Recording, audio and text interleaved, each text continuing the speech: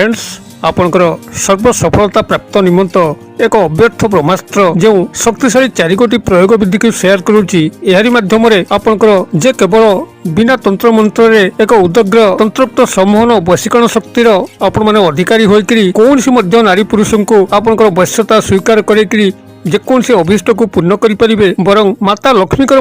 आपण तीव्र भाव में आकर्षण करी धन धान्यर यथेष्ट उन्नति करें आपंकर चाकरी कर्म नियुक्ति जो भाव में उन्नति करेंगे वाणिज्य व्यवसाय स्थल से उन्नति करेंगे जदि से ऋण बाहर अतिष्ठ हो पड़ी था खूब शीघ्र एहरी मध्यम आपण मैंने समस्त ऋण बाहर परिशोध करेंगे केउठी पैसा पत्र फसी थिले ताहा मध्य प्राप्त करें एतद व्यतिरेक जो चमत्कार प्रयोग विधि जेपर्यंत यह आपणकर एही विधि मते रहुची से पर्यंत कौनसी दुष्ट तांत्रिक शत्रु क्रूर ग्रह बंधन आपणकर कौनसी क्षय क्षति मध्य करि परिबो नाही आपणकर प्रेम प्रणय विवाह एभली व्यापक सफलता मिलिबो जाकि कल्पनातीत अटे एही शक्तिशाली चारिगोटी प्रयोग जाकि एक चमत्कार तंत्रोक्त व्यवहार ताकु मु एही क्षुद्र वीडियो रे स्थानित करूची आपण मानकर कल्याण निमंते वीडियो को शेष पर्यंत देखंतु चैनल को प्रथम बार आस्थिले एभली कंटेंट रुचि रहउतिले चैनल करे थिबा लाल कलर सब्सक्राइब बटन क्लिक करी बेल आइकन क्लिक करी एवं ऑल नोटिफिकेशन पर क्लिक करी चैनल को सब्सक्राइब कर नियंतु जेबल कि आमे जेतल मध्ये आपण मानक सेवारे एही भली तंत्र मंत्र वीडियो अपलोड करिवु ता सर्वप्रथम नोटिफिकेशन आपण पाखरे पहुंचीबो एवं से सब को आपण माने सर्वदूर देखिकरी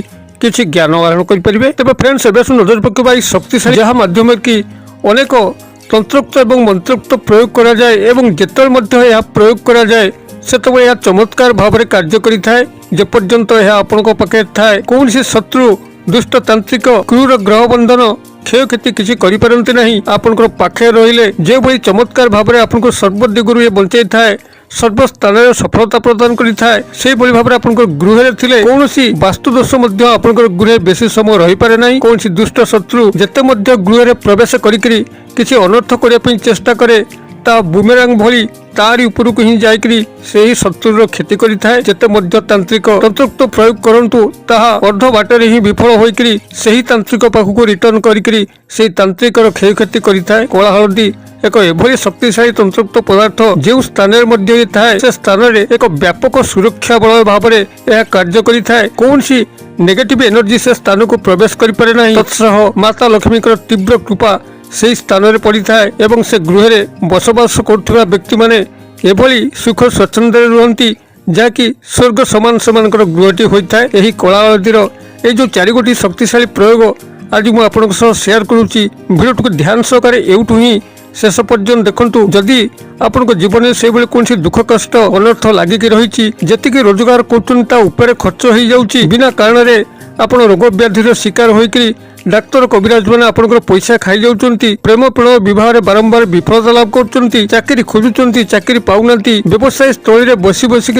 मनस्ताप गृह को फेरुंट आपंकर आशातीत लाभ होना पाख दोकानी मान पाखे ग्राहक मान भिड़ थिला बेले आपंकर दुकान को कहीं आसुना कौन जदि अमंगल अद्भुत विपर्य परिस्थिति घटू थाए तेज भिडियो को ध्यान सह देखु देखिए जदि यही भिडियोर कथन अनुसार आपण कला हळदीर यही प्रयोग मान कले आपण मानक जीवन में निसंदेह ध्रुव सत्य कस्मिन काले दुखर कला बादल छाइब नहीं आपण मानकर सुखर समस्त द्वार उन्मुक्त हब आपण जो क्षेत्र में पाद देवे से क्षेत्र सर्व सफलता आपण चरण स्पर्श करिवो एक सर्व तंत्रोक्त सम्मोहन शक्ति आपण अधिकारी होइकरी जो स्थान को जीवे भूयंशी प्रशंसा पाइबे आपण को जी जेउठी देखिबो आपण सह मिसिया पे लालायित हबो प्रेम प्रणय विवाह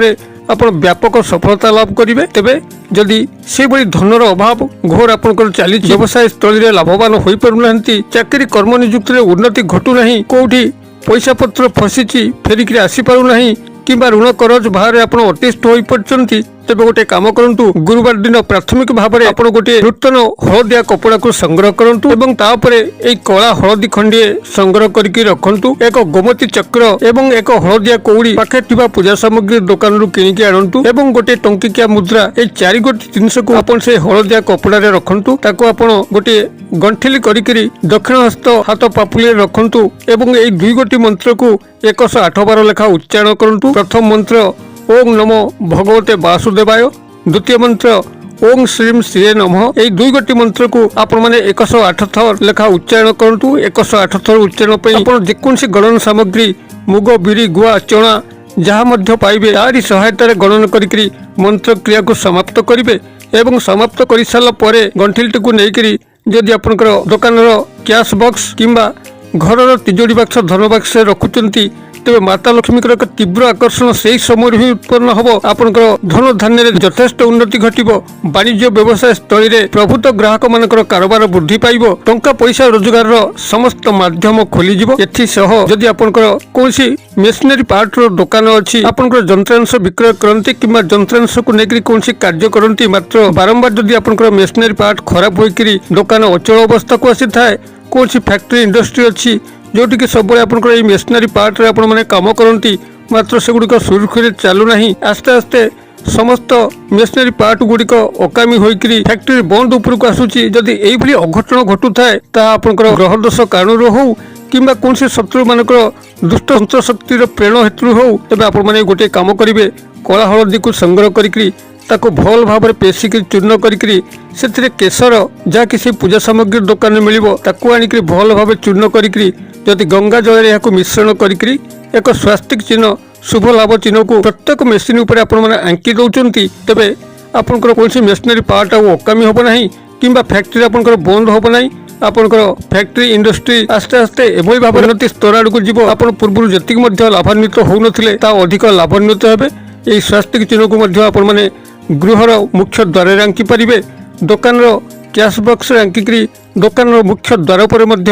ଏହି ସ୍ୱାସ୍ତିକ ଚିହ୍ନକୁ ଆଙ୍କିପାରିବେ। ଏହାଦ୍ୱାରା ମାତା ଲକ୍ଷ୍ମୀଙ୍କର ତୀବ୍ର ଆକର୍ଷଣ ଘଟିବା ସହ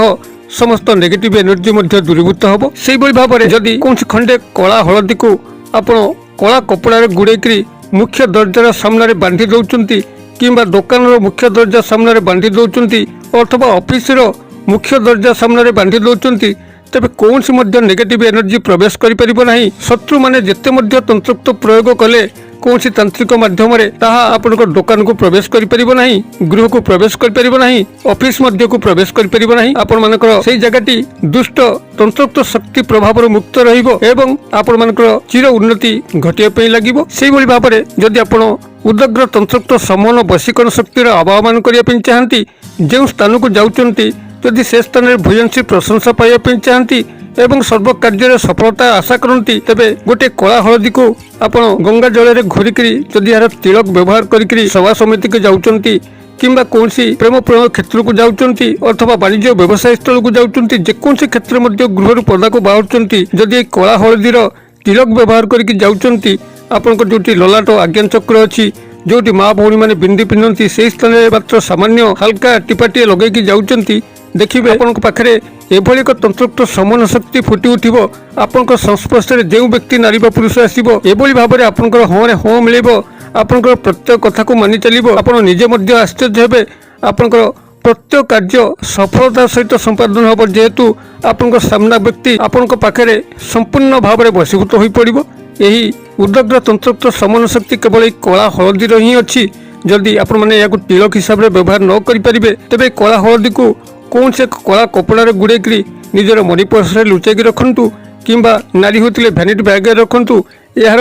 ଚମତ୍କାର ଗୁଣ ଆପଣମାନେ ନିଜେ ଲକ୍ଷ୍ୟ କରିପାରିବେ। କଳା ହଳଦୀର ଏଇଭଳି ଚମତ୍କାର ତନ୍ତ୍ରୋକ୍ତ ଶକ୍ତି ସେତେବେଳେ ସଂଗଠିତ ହୋଇଥାଏ ଯେତେବେଳେ ଏହାର ଅରିଜିନାଲ ଫର୍ମରେ ଏହାର ବ୍ୟବହାର ହୋଇଥାଏ। କଳା ହଳଦୀ ନାମରେ ବହୁତ ଡୁପ୍ଲିକେଟ୍ କଳା ହଳଦୀ ମଧ୍ୟ ମିଳୁଛି, ସେଥିପ୍ରତି ଆପଣମାନେ ସତର୍କ ଥିବେ। ସେଭଳି ବିଶ୍ୱସନୀୟ ସଂସ୍ଥା ପାଖରେ ଥିବା ପୂଜା ସାମଗ୍ରୀ ପୁଟଲି ବଣିଆ ଚେରମୂଳି ବିକ୍ରେତାଙ୍କ ପାଖରୁ ଯେଉଁମାନେ କି ଆପଣଙ୍କର ବିଶ୍ୱାସ ଭାଜନ ଆପଣଙ୍କୁ ଠକିବେ ନାହିଁ, ସେଇମାନଙ୍କ ସାଙ୍ଗରେ ଯୋଗାଯୋଗ କରିକରି ଯଦି କଳା ହଳଦୀକୁ ଆପଣମାନେ ସଂଗ୍ରହ କରିକରି ଏହି ବିଧି ମତେ ବ୍ୟବହାର କରନ୍ତି, ଦେଖିବେ ସର୍ବ ସଫଳତା ଆପଣଠାରୁ ବେଶୀ ଦୂରରେ ରହିବ ନାହିଁ। ଆପଣ ନିଶ୍ଚିତ ଭାବରେ ସମସ୍ତ ଉନ୍ନତି ଦ୍ୱାର ସୋପାନରେ ଉପନୀତ ହେବେ। ମୁଁ ଆଶା କরি ଦର୍ଶକ ବନ୍ଧୁ ଭିଡ଼ିଓଟି ନିଶ୍ଚିତ ଭାବରେ ଆପଣଙ୍କର ବୋଧଗମ୍ୟ ହୋଇଥିବ। ଯଦି ମୁଁ ଆପଣଙ୍କୁ ସଠିକ୍ ଭାବରେ ବୁଝାଇ ପାରିଛି ତେବେ ନିଶ୍ଚିତ ଭାବରେ ଭିଡ଼ିଓ ଗୋଟେ ଲାଇକ୍ କରିଦିଅନ୍ତୁ, ସାଙ୍ଗସାଥୀ ମହଲରେ ଏହାକୁ ଯଥେଷ୍ଟ ମାତ୍ରାରେ ସେୟାର କରିଦିଅନ୍ତୁ। ଭିଡ଼ିଓର କ୍ଷୁଦ୍ର ପରିସର ମଧ୍ୟରୁ ମୋତେ ଏଯାଜି ବିଦାୟ ଦିଅନ୍ତୁ। ପୁଣି ଆପଣମାନଙ୍କ ସହ ଦେଖା ହେବ ଏଇଭଳି ଏକ ଶିକ୍ଷଣୀୟ ଭିଡ଼ିଓରେ। ସେ ପର୍ଯ୍ୟନ୍ତ ଦର୍ଶକ ବନ୍ଧୁ ଆପଣମାନେ ସମସ୍ତେ ମଙ୍ଗଳମୟଙ୍କ କୃପାରୁ ଭଲରେ ଥାନ୍ତୁ। ରହୁଛି।